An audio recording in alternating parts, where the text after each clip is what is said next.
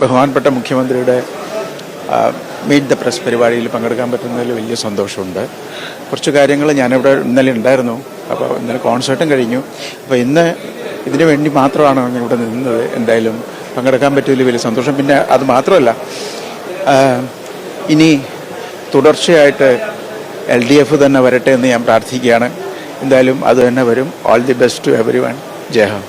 ഞാനിപ്പോൾ പറഞ്ഞത് എൻ്റെ ഒരു പാട്ട് പറഞ്ഞേ, മഴ നീർത്തുള്ളിയെ മുത്തായി മാറ്റും നന്മണിച്ചിപ്പിയെ പോലെ, എൻ്റെ പാട്ടാണ്.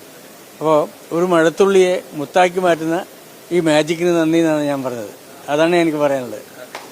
ശരിക്ക് പറഞ്ഞാൽ നമ്മുടെ ജനകീയ സംസ്കാരത്തെ തൊട്ട് തലോടിക്കൊണ്ട് അത് ഏത് മേഖലകളിലും നിർദ്ദിഷ്ടമായ രീതിയിൽ തൊട്ട് തലോടിക്കൊണ്ട് പോകുന്ന ഒരു ഗവൺമെൻറ് LDF സർക്കാർ മാത്രമേ ഉള്ളൂ.